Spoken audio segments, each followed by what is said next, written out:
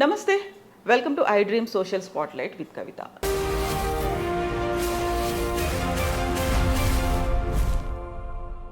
మనతో పాటుగా ఉన్నారు foundation for democratic reforms founder doctor Jayaprakash Narayana garu. Hello sir, నమస్తే. Good morning. నమస్తే కవిత. సార్, ఇప్పుడు మీరు ఒక మాట అన్నారు, దేశభక్తి, ఎంపవర్మెంట్, లేకుంటే మన దగ్గర జనాభా ఎంత ఉందో డైవర్సిటీ కూడా అంతే ఉంది, అతిపెద్ద ప్రజాస్వామిక దేశం, ఇవన్నీ మాట్లాడుకుంటున్నప్పుడు ఒలింపిక్స్ జరుగుతున్నాయి 2036 కల్లా మన దగ్గర కూడా కండక్ట్ చేయాలి అనే వాదన, ఒక అభిప్రాయాన్ని నీతా అంబానీ తీసుకొచ్చారు సార్. దాంట్లో భిన్న వాదనలు అయితే వినిపిస్తున్నాయి. మీరెలా చూస్తారు సార్? కోరిక ఉండటం తప్పేం లేదు. మీరు టోక్యో ఉందనుకోండి, నాకు గుర్తున్నంతవరకు 1964 ఒలింపిక్స్ జరిగినాయి. రీసెంట్గా 2020లో కూడా అయింది. ఇది తర్వాత రెండో ప్రపంచ యుద్ధంలో సర్వనాశనానికి గురైనటువంటి జపాన్ ఒక 20 ఏళ్ల తర్వాత మళ్ళీ మేము సభ్య సమాజంలో చేరాము, అభివృద్ధి చెందామని ఒక సంకేతంగా వచ్చారు వాళ్ళు. మాస్కో ఒలింపిక్స్ గతంలో జరిగిన మాట. అలాగే బీజింగ్ ఒలింపిక్స్, ఇవన్నీ ఏంటంటే కమింగ్ అవుట్ పీరియడ్ అంటారు.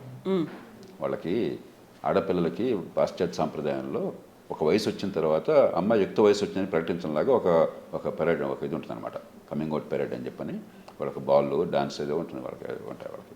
ఇది అలాంటిది. అంటే నేను ఇప్పుడు వచ్చాను అని చెప్పాను. కాబట్టి మనం కూడా ఎదుగుతున్నప్పుడు ఒక స్థాయి వచ్చిన తర్వాత మేము ఈ స్థాయికి వచ్చామని చూపించుకోవడం కోసం చేయడం తప్పలేదు. సోల్ ఒలింపిక్స్ దక్షిణ కొరియాలో, ఇవన్నీ కూడా ఏంటంటే ఆయా దేశాలు ఒకప్పుడు పేదరికంగా ఉన్న దేశాలు ఎప్పుడైతే ఒక స్థాయికి వచ్చినాయో, అది ఒక ఒలింపిక్స్ని సమర్థంగా నిర్వహించడం, వాళ్ళ టెక్నాలజీని చూపెట్టుకోవటం ఒక రకంగా ఆ దేశ గౌరవానికి, ఆ దేశ ప్రతాపానికి, అభివృద్ధికి చిహ్నంగా. మనం కూడా ఆ సమయం వచ్చినప్పుడు చూద్దాం. తొందరపడాల్సిన అవసరం లేదు, ఇప్పటి నుంచి మాట్లాడక్కర్లేదు. ఎందుకంటే కనీసం ఒక 20-25 ఏళ్ళు పడుతుంది మనకి ఒక స్థాయి రావడానికి. ఒక $15-20 స్థాయికైనా వెళ్ళాలంటే ప్రపంచ స్థాయిలో మనకు ఒక 20 ఏళ్ళు పడుతుంది, 25 ఏళ్ళు పడుతుంది. తొందరపడద్దు. ఈ లోపల మన బలాన్ని పెంచుకుందాం, ఆర్థిక శక్తిని పెంచుకుందాం, మౌలిక సదుపాయాలను బాగు చేసుకుందాం, మన క్రీడాకారులను తయారు చేసుకుందాం. మనకి ఈవేళ స్కూల్కి వెళ్తే కనీసం ఓనమాలు కూడా రానటువంటి వాళ్ళు లక్షల మంది, కోట్ల మంది ఈ దేశంలో ఉన్నారు. స్కూళ్ళకి వెళ్తున్నా కూడా అంకెలు తెలియని వాళ్ళు, కూడికలు తీసివేతలు రాని వాళ్ళు, చదవటం చేత కాని వాళ్ళు కోట్ల మంది భారతదేశంలో మగ్గిపోతున్నారు, వాళ్ళు ఏ పాపం ఎరగకుండా. కాబట్టి ముందు పునాదులు బలం చేసుకున్నాం. ఈ దేశాలన్నీ కూడా మీరు గమనిస్తే పునాదులు ముందు బలోపేతం చేసుకున్నాయి. మంచి విద్య, మంచి మౌలిక సదుపాయాలు, క్రీడా సౌకర్యాలు, క్రీడల ప్రోత్సాహము, ఒక సమగ్రమైన అభివృద్ధి అలా చేశారు. అట్లా కాకుండా మనం క్రీడలు మిగతా సమాజానికి అత్యతంగా క్రీడల్లో లాఘవాన్ని చూపెడతాము, లేకపోతే గొప్ప క్రీడలు నిర్వహిస్తామని చెప్పంటే అది ఖర్చు ఎక్కువ అవుతుంది, ఆర్భాటం పట్టడం తప్ప ఫలితం ఉండదు. కాబట్టి సమయం వచ్చినప్పుడు జరుగుతాయి. ముందు పాఠశాల విద్య, మంచి పునాదులు, మంచి ఆహారము, ఆరోగ్యము, వ్యాయామము, క్రీడల్లో పాఠము, ఇవన్నీ క్రమక్రమంగా పెంచుకుందాం. సమయం వచ్చినప్పుడు ఎవరు ఆపలేరు. సో ప్రభుత్వం తరఫున అయితే ఆలోచన లేనట్టుంది ఇప్పటిదాకా. అయితే అలాంటి ఒక ఎక్స్ప్రెషన్ అయితే బయటికి రాలేదు.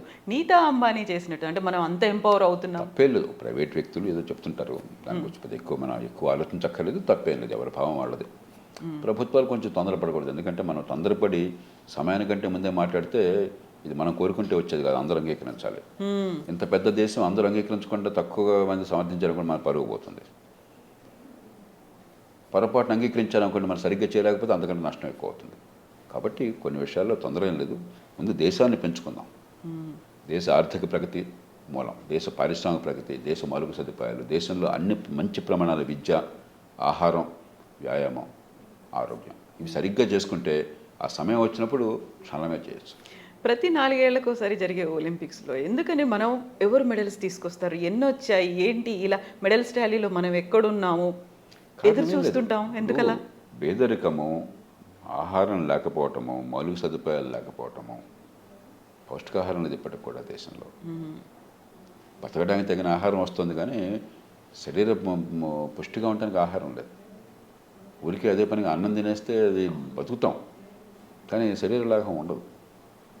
మీకు ప్రోటీన్స్ కావాలా, మీకు మినరల్స్ కావాలా, వైటమిన్స్ కావాలా, అన్ని సమపాళ్ళలో కావాలా, సరైన రీతిలో మంచి వ్యాయామం కావాలా, దానికి కావాల్సిన ఏర్పాట్లు కావాలా, మెదడు పనిచేయాలంటే మంచి చదువు కావాలా, మౌలిక ప్రాణాలు, ఇవన్నీ మనం విస్మరించాం. మన కళ్ళెదురుగా సమస్యలు కనిపిస్తున్నాయి. అవి పరిష్కారం అయితే ఆటోమేటిక్గా జరుగుతుంది. ఇప్పుడు మనం బలవంతంగా కొంతమందికి శిక్షణ ఇచ్చేసామనుకోండి, ఇప్పుడు తూర్పు యూరప్లో అలాగే ఉత్తర కొరియా లాంటి దేశాల్లో పూర్వం చేసేవాళ్ళు, కమ్యూనిస్ట్ దేశాల్లో. ఆ దేశం అభివృద్ధి చెందకపోయినా కూడా చిన్నప్పుడే పిల్లల్ని తీసుకుపోయి వాళ్ళని విపరీతమైన శిక్షణ ఇచ్చి ప్రత్యేకంగా తర్ఫీ చేసేవాళ్ళు. కొన్ని మెడల్స్ వచ్చాయి. తూర్పు జర్మనీ ఆ రోజుల్లో బ్రహ్మాండంగా మెడల్స్ వచ్చాయి.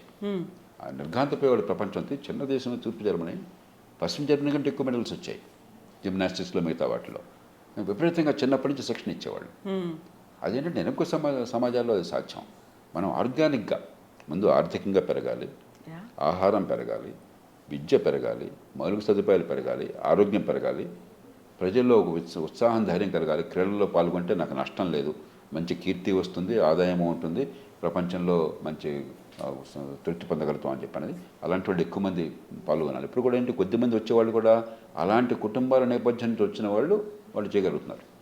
కాబట్టి ఆ స్థాయి ఉన్న వాళ్ళని ఎక్కువ పెంచాలి, కానీ బలవంతంగా మనం లాగితే పెద్ద ప్రయోజనం ఉండదు. అంచేత ముందు పౌష్టికాహారము, మంచి ఆరోగ్యము, మంచి ప్రమాణాల విద్య, మౌలిక సదుపాయాలు, ఈ 4 చేయండి, మిగతా ఆటోమేటిక్గా వస్తాయి డెరివేటివ్గా. ఇది చేయకుండా కృత్రిమంగా చేయాలని చెప్పంటే ఫలితాలు కొద్దిగానే వస్తాయి, ఒకవేళ వచ్చినా ఉపయోగం లేదు. తూర్పు జర్మనీ అదే పనికి మెడల్స్ వచ్చిన మాత్రం దేశం బాగోలేదు. ఆ దేశం నుంచి వాళ్ళ బెర్లిన్ గోడ కట్టినా కూడా అక్కడ తుపాకులు పెట్టి ఈ గోడ దాటితో చంపేస్తామన్నా కూడా వేల మంది ప్రాణాలకు కోల్పోవడానికి సిద్ధపడి పక్క దేశానికి పారిపోయారు. సమయం వచ్చినప్పుడు ఎవరు ఆపలేకపోయినారు. గోడ కూలిపోయింది, లక్షల మంది ప్రయాణం చేసి దేశాన్ని మార్చేశారు.